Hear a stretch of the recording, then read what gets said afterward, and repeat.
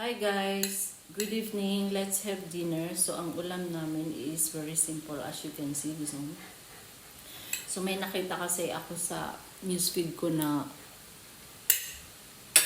ang ulam niya is ganito. So, here go.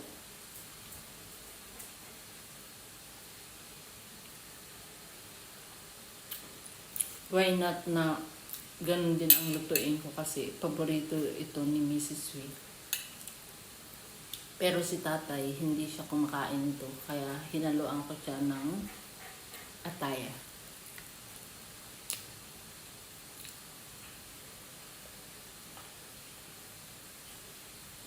Sorry guys. So, maano lang siyang kainin. Masarap siyang kamay-kamay. Pero ayaw kong magkamay guys kasi baka mababaan ako.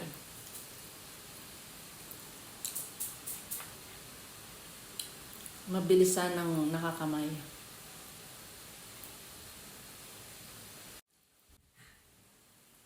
Let's continue.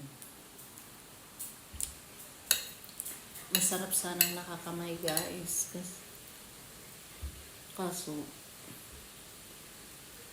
baka biglang dumating ang bisita namin, nakakahiya. Baka sabihin gutom na gutom ako kaya nakakamay ako.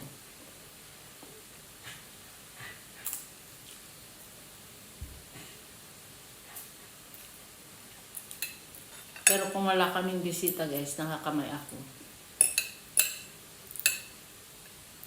Kasal kasi ng pamangkin ni Mr. Wee tomorrow. So, the granddaughter came back from Japan. She's just attending the wedding tomorrow and then the next day she will fly back.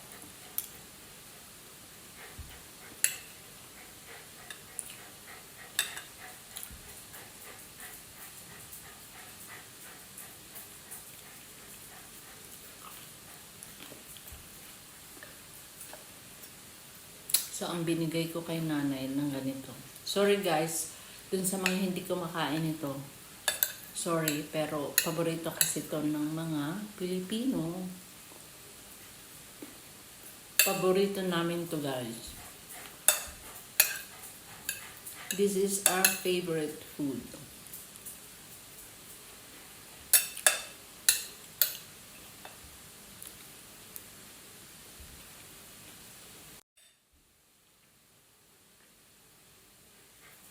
Bilisan natin guys.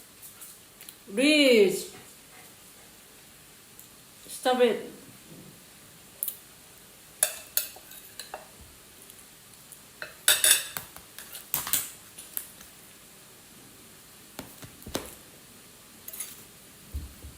So, tingnan natin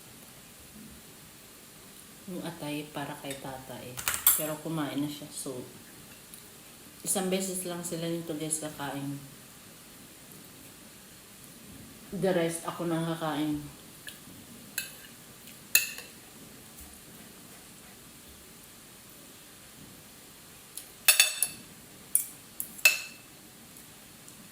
Ayoko siya nilalagyan guys ng laurel kasi I don't like the taste of it and the smell of it. So, ganyan lang siya. Hindi ko na pinakita kung paano nagluto anyway. So maybe I'll dish na pinost. I mean, I cooked this before, so it's okay. May video pala ako kanina niluluto.